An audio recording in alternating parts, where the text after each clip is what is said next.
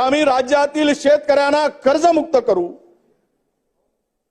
महाराष्ट्रातील शेतकरी नव्या सरकारकडे डोळे लावून बसलेला अध्यक्ष महोदय, आज जरी कर्जमाफी करतो म्हटलं 3 लाख रुपयापर्यंतचा, तरी 40,000 कोटी रुपये यासाठी लागणार आहे आणि सरकार ते कधी देणार आहे याचा उल्लेख राज्यपाल महोदयांच्या अभिभाषणामध्ये दिसलेला नाही। अध्यक्ष महोदय, 9 महिन्यामध्ये महाराष्ट्रामध्ये तब्बल 1933 शेतकऱ्यांनी आत्महत्या केल्या। अध्यक्ष महोदय, याआधी हमी भावाचा पत्ता नाही।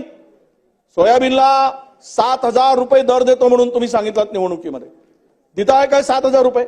कुठल्या ठिकाणी कुठल्या सेंटरवर या राज्यातील शेतकऱ्याला 7,000 रुपये हमी 7,000 रुपये सोयाबीनला भाव मिळतोय याचं उत्तर या ठिकाणी येणं अपेक्षित आहे। अध्यक्ष महोदय, केवळ निवडणुकीमध्ये मतं घेताना तुम्ही लोकांची दिशाभूल करून जर मतं घेतली असतील आणि जे काही आश्वासनं दिले असतील, कर्जमाफीचा मुद्दा पहिल्या कॅबिनेटमध्ये होणार होता। अध्यक्ष महोदय, झाला नाही, अजून मंत्रिमंडळ गठीत झालं, खाते वाटप झाले नाहीत। आम्ही अपेक्षा आहे की आपण दिलेले मुद्दे जे काही आश्वासन आहेत, 2100 रुपये महिलांना देण्याचं असेल आमच्या भगिनींना ते द्या, 40 तुम्ही शेतकऱ्यांचं कर्जमाफीची पूर्णतः घोषणा केली ते करा, सरसकट कर्जमाफीची घोषणा केली त्याच्यावर लवकर अंमलबजावणी करा। हे राज्यपाल महोदयांच्या अभिभाषणामध्ये येणं अपेक्षित होतं। आज शेतकरी का आत्महत्या करतोय? परवाच्या दिवशी गडचिरोलीतला शेतकरी आत्महत्या केला। अध्यक्ष महोदय, एकदम तरुण शेतकरी 37 वर्षाचा का आत्महत्या केलं? की नापिकी झाली, कर्जात डुबलेला आहे आणि म्हणून याकडे आपण सभागृहाचं लक्ष वेधण्याचं काम करतो। आज बहुमत, पाशवी बहुमत आहे, प्रचंड बहुमत, भीती तुम्हाला नाहीच आहे, पण मुद्दे तर महाराष्ट्रातील जनतेला कळू द्या, सरकारला कळू द्या, ही आमची मागणी आहे। अध्यक्ष महोदय, पण अमरावती जिल्ह्यामध्ये एकूण महाराष्ट्रामध्ये 9 महिन्यामध्ये 1933 शेतकऱ्यांनी आत्महत्या केल्या।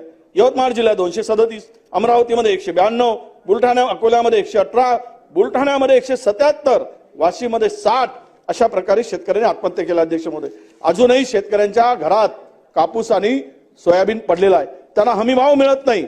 आपण उत्पन्नावर काय अपेक्षा आहे? रास्त अपेक्षा आहे शेतकऱ्यांची।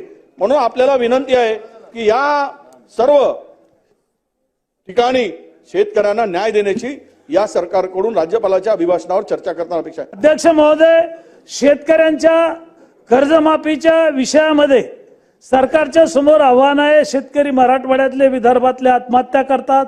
पश्चिम महाराष्ट्रात सुद्धा काही जिल्ह्यामध्ये कायम स्वरूपी दुष्काळ असणारे तालुके आहेत आणि सरसगट शेतकऱ्यांचं कर्ज माफ होईल, कारण आपण ती घोषणा केलेली आहे। राज्यभरामध्ये मीडियामध्ये, टीव्हीमध्ये, सोशल मीडियामध्ये लोकांनी बघितलंय आणि महाराष्ट्रातला शेतकरी आता राज्य सरकारकडे आणि विशेष करून देवेंद्रजी फडणवीस आहेत, अजितदादा पवार आहेत, एकनाथराव शिंदे साहेब आहेत की आमचा 7/12 एकदा सरसगट कोरा झाला पाहिजे आणि आमचं कर्ज माफ झालं पाहिजे। अशा प्रकारची महाराष्ट्रातल्या आत्महत्या करणाऱ्या जिल्ह्यामध्ये, तालुक्यामध्ये शेतकरी कर्जमाफीची वाट पाहत आहेत।